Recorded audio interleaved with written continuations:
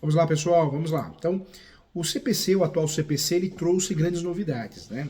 Primeiramente, ele trouxe a possibilidade da audiência de conciliação e mediação, que até então não existia no procedimento comum de uma forma tão facilitada. A gente usava muito o juizado especial civil por estratégia, porque não tinha essa audiência com facilidade. Então, hoje, nós temos a regra, inclusive, de se manifestar, se sim ou se não, a respeito da audiência de conciliação e mediação. Então, uma grande novidade.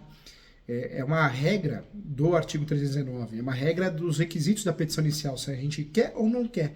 Tem que se manifestar, tem que falar que quer ou não quer o autor, a autora, na petição inicial para cumprir os requisitos da petição inicial.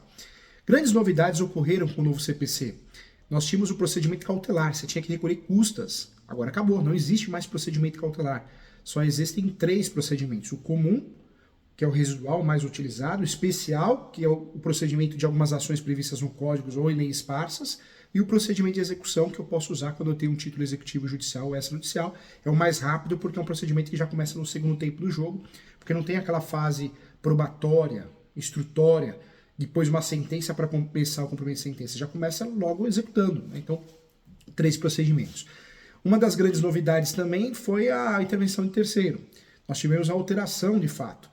Nós tivemos a criação do amicus curiae, e também tivemos o incidente de desconsideração da personalidade jurídica também incluído. Então, importante também, outra alteração importante. O ônus da prova, nós tivemos a mudança, não é mais estático, é dinâmico, outra mudança importante. Então, muitas mudanças ocorreram no Código de Processo Civil que todo mundo precisa saber, porque é o que cai nas provas de concurso público e na advocacia prática é o que atrapalha muita gente. Agora, nesse momento, eu quero falar sobre as novidades da liquidação de sentença. Assunto muito importante, liquidação de sentença e cumprimento de sentença. Nós precisamos conhecer a fundo para que possamos ajudar o nosso cliente. Esse assunto é necessário e obrigatório também, tá? Então vamos juntos aqui, tá bom? Vamos lá.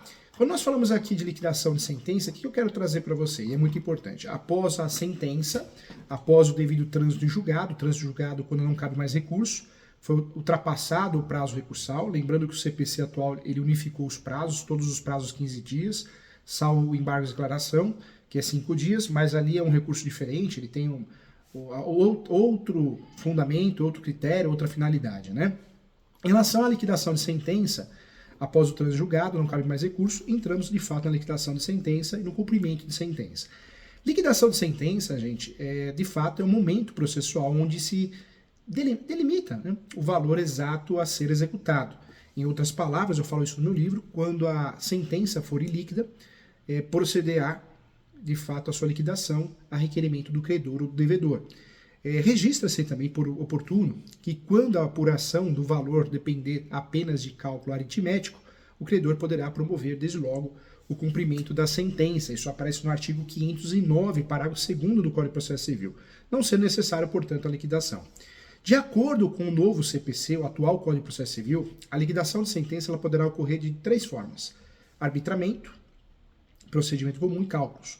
Arbitramento quando o valor a ser executado depender do parecer do documento ou de realização da prova pericial. E ocorre quando determinada sentença convencionada pelas partes ou exigido pela natureza do objeto da ação, artigo 519 do Código de Processo Civil, e de acordo com 510 do Código de Processo Civil, o juiz intimará as partes para apresentação de pareceres ou documentos elucidativos no prazo que fixar e não possa decidir de plano, nomeará perito, observando do fato, no caso concreto, no que couber o procedimento de prova pericial. Lembrando que no passado a gente tinha um setor no fórum, que era o setor de cálculo, hoje não tem mais, tá? Hoje, quando precisa de cálculos, alguém fazer cálculos, é um perito que será nomeado. A segunda forma de liquidar é o procedimento comum.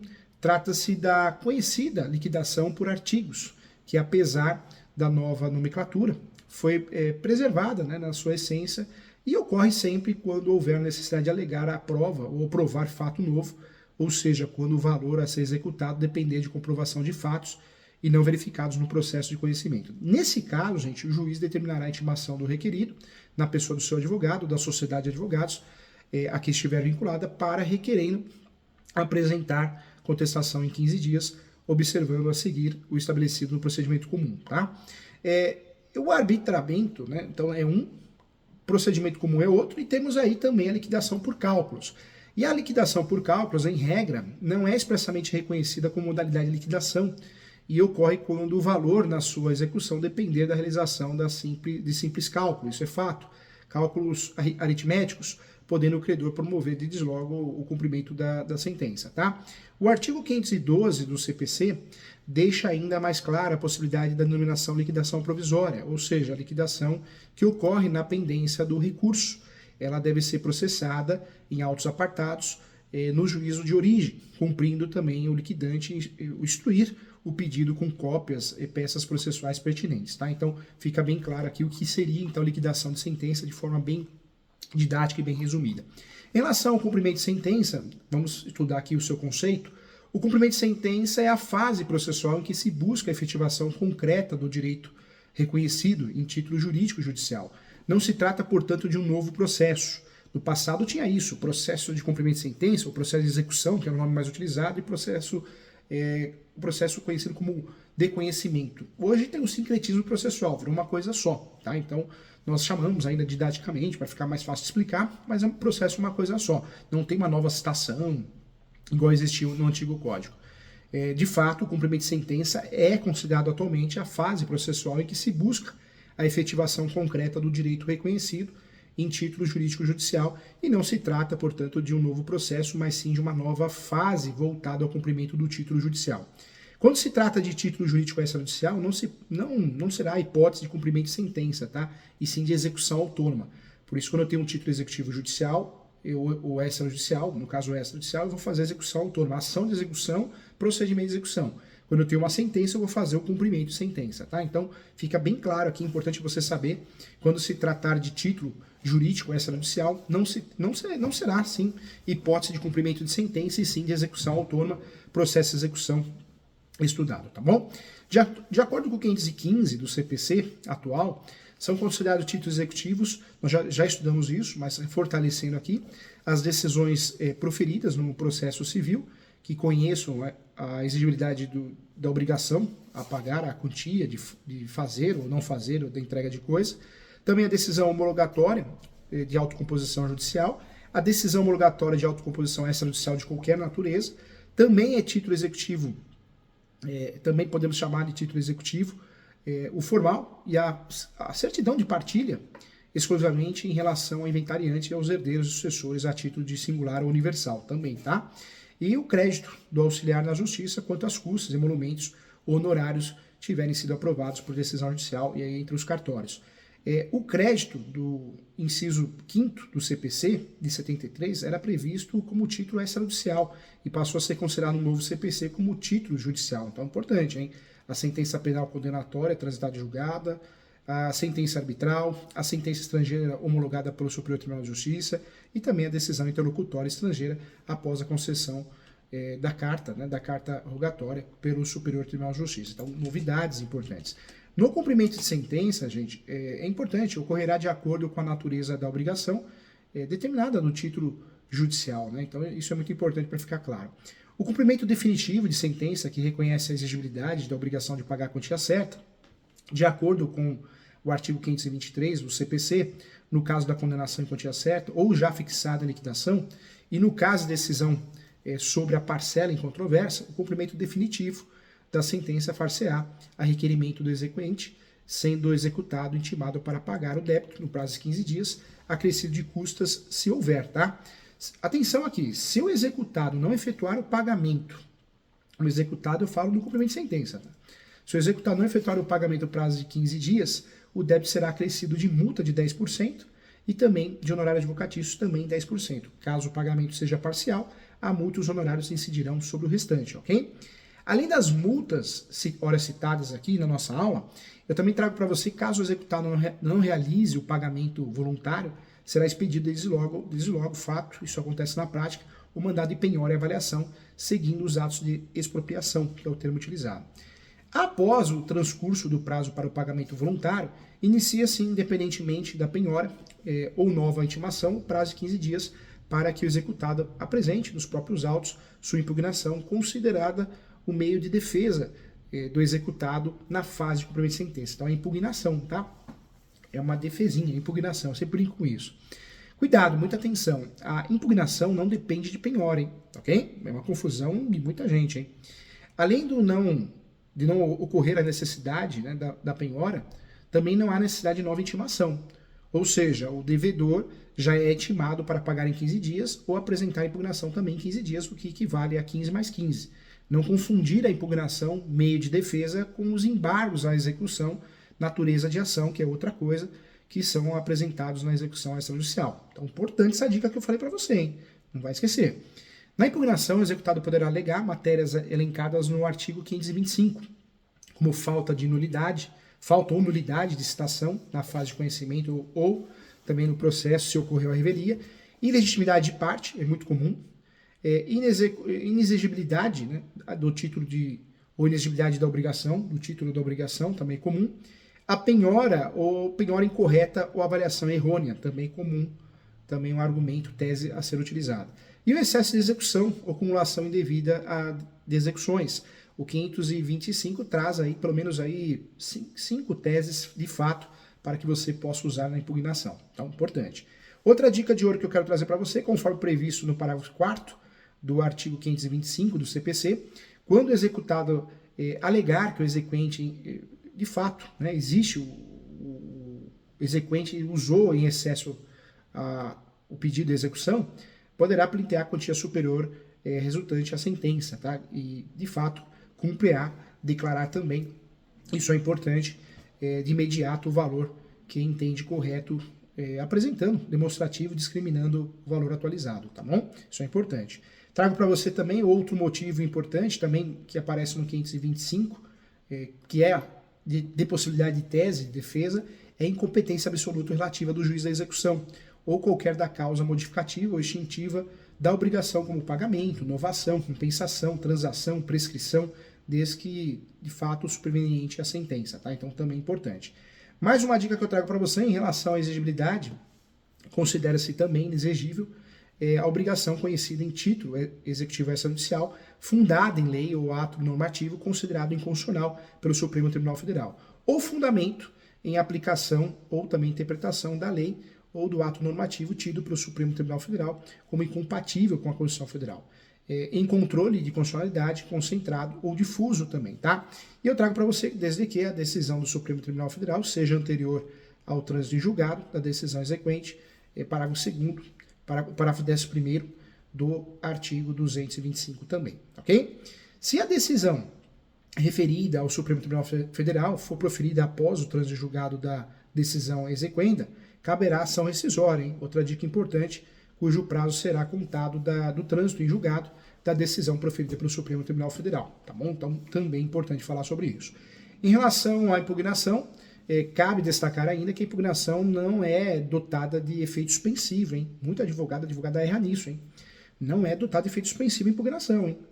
Ou seja, a sua apresentação não impede a prática dos atos executivos, inclusive os de expropriação, podendo o juiz, a juíza, o poder judiciário, os magistrados, a requerimento do executado e desde garantido, né, o juízo, com penhora, caução ou depósito suficiente, atribuir efeito suspensivo se seus fundamentos forem relevantes e se o prosseguimento da execução for manifestamente suscetível, né, também de causar ao executado grave dano de difícil ou incerta reparação. Então, ponto importante também.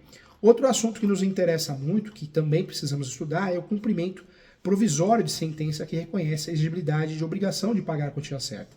Quando nós falamos aqui, a sentença, quando ela foi impugnada por recurso sem efeito suspensivo, a parte poderá requerer o cumprimento provisório da decisão. Então, ponto importante. E outro lado também, que será realizada da mesma forma que o cumprimento definitivo. Inclusive, gente, com a exigência do pagamento da multa, caso o executado não a pague espontaneamente, com as seguintes adaptações, que seria, né, de fato, a de responsabilidade do exequente, que se obriga, se a sentença for reformada, a reparar os danos que o executado haja sofrido. Também ficará sem efeito sobrevindo a decisão que modifique ou anule a sentença objeto da exceção, restituindo às partes o estado anterior e também liquidando os eventuais prejuízos nos mesmos autos, e se a sentença objeto do cumprimento provisório for modificada ou anulada apenas em parte, somente nesta restará sem efeito de execução, ponto importante também. Não podemos esquecer que o levantamento do depósito em dinheiro é a prática, né, de atos que importem também transferência da posse ou alienação da propriedade ou de outro direito real, dos quais possa resultar grave dano ou ao executado, grave dano de fato ao executado, depende de caução suficiente e idônea, arbitrada de pleno pelo juiz e prestada nos próprios autos em diversas situações. Nós temos vários exemplos em relação a isso também. Detalhe importante, tá? Segundo o artigo 521 do Código de Processo Civil, poderá ser dispensada a caução nos termos em que o crédito, primeiro, o crédito for de natureza alimentar, independente de sua origem. Segundo, o credor demonstrar situação de necessidade, também. Terceiro, pender o agravo de instrumento junto ao Supremo e ao Superior Tribunal Federal de Justiça, ao Supremo Tribunal Federal e ao Superior Tribunal de Justiça, e também a sentença a ser provisoriamente cumprida estiver em consonância com súmula da jurisprudência do Supremo Tribunal Federal ou do Superior Tribunal de Justiça, ou em conformidade em acordo proferido no julgamento de casos repetitivos também, tá bom? Entretanto, gente, a existência de caução será mantida quando da dispensa possa resultar manifesto o risco de grave dano e de difícil e incerta reparação. Em relação, respira aí, vamos lá, importante esse tema também.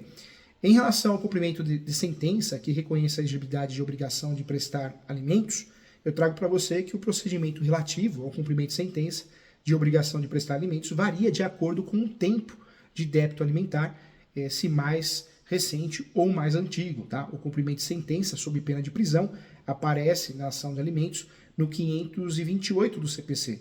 Então nós temos aí relativo às 3 últimas parcelas de alimentos, 3 últimas, tá? O executado é intimado pessoalmente para pagar em 3 dias, então é o regramento. 3 parcelas em atraso, as 3 últimas. E 3 dias ele é executado, intimado pessoalmente para pagar, no prazo de 3 dias. E também se o executado não pagar, ou se a justificativa apresentada não for aceita pelo juiz, além de mandar protestar o pronunciamento judicial, deverá decretar a prisão pelo prazo de 1 a 3 meses. 1 a 3 meses, ok? Esse é o prazo da nossa última prisão civil, não tem outra, né? O depositário fiel não vai mais preso. Então é a última que sobrou, a última e única prisão civil. Em relação a alimentos, eu posso executar com pedido de prisão e eu posso executar com pedido de penhora, né? O cumprimento de sentença sob pena de penhora, ele é previsto no 528 também, mas no parágrafo 8º. Então é diferente. Relativo a débitos mais antigos, anteriores a 3 últimos meses, e o executado também intimado a pagar, só que o prazo é 15 dias a pagar, também sob pena de pagamento de multa de 10%, como no caso do cumprimento de sentença, que fica a obrigação de pagar a quantia certa também, tá bom? Cabe destacar, gente, ainda, que além dos alimentos derivados do direito de família, o Código de Processo Civil 2015 trata também dos alimentos decorrentes de ato ilícito, tá? Que são os alimentos indenizatórios. Então é importante lembrar, como aqueles oriundos, por exemplo, de um acidente gravíssimo de trânsito, acho que é um grande exemplo. Nesse caso, caberá ao executado, a requerimento do exequente, constituir capital, exemplo de um imóvel ou aplicação financeira, que garanta frutos suficientes para o pagamento mensal dos alimentos. E além disso, gente, eu trago para você que quando o executado for funcionário público, militar, diretor ou gerente de empresa ou empregado sujeito à legislação do trabalho, CLT, o exequente poderá requerer o desconto em folha de pagamento da importância da prestação alimentícia. Isso é comum também. O novo CPC não trata expressamente da possibilidade de prisão civil do devedor de alimentos por ato ilícito, havendo divergência sobre essa possibilidade na doutrina, na jurisprudência também, tá? Então, ponto importante e relevante. Temos que estudar também, isso também é notório, o cumprimento de sentença que reconheça a exigibilidade de obrigação de fazer ou não fazer. Isso é muito importante, matéria sempre cobrada em concurso público e na vida prática também, sempre aparece no dia a dia na nossa mesa. De acordo com o artigo 536 do Código de Processo Civil, quando se tratar de cumprimento de sentença que fixe, né, que trate-se de fato da obrigação de fazer ou não fazer, o juiz poderá, de ofício ou a requerimento da parte, para a efetivação da tutela específica ou da obtenção de tutela pelo resultado prático equivalente, determinar as medidas necessárias à satisfação do exequente, como imposição de multa, busca-apreensão, que é muito comum, a remoção de pessoas e coisas, o desfazimento de obras e o impedimento também de atividade nociva, podendo, caso necessário, requisitar o auxiliar da justiça, né, oficial de justiça, força policial, que é muito comum também, tá? É importante destacar também que o rol das medidas citadas, né, que eu falei até agora, não são medidas taxativas, não é taxativo, tá? É exemplificativo. Tem outras medidas também, sendo possível o juiz determinar outras medidas aptas a assegurar a efetivação da tutela específica. Tem bloqueio do limite do cartão de créditos, apreensão do passaporte, claro, questões polêmicas, né, se pode ou não pode, ainda em estudo, ainda sendo tratadas, mas existe sim, tá bom? Na prática, entretanto, o meio mais comum é a imposição de multa, ok? A fixação de multa independe de requerimento da parte e poderá ser aplicada na fase de conhecimento, em tutela provisória, ou na sentença, ou na fase de execução, desde que seja, né, suficiente e compatível com a obrigação a que se determine o prazo razoável para o determinamento do preceito, né? E além disso também, a decisão que fixar a multa é passível de cumprimento provisório, devendo ser depositada em juízo, permitindo o levantamento do valor após o trânsito em julgado da sentença favorável à parte. E aí uma dica que eu trago também, caso o executado descumpra de forma injustificada ou injustificadamente a ordem em relação à obrigação de fazer ou não fazer, incidirá nas penas de litigância de má-fé, sem prejuízo de sua responsabilização por crime de desobediência, também é algo que deve ser levado em consideração, tá bom? Mais uma aula aqui, hein? Que legal, mais um tema importante, caminhando para o final. Agradeço a você, muito obrigado e até a próxima.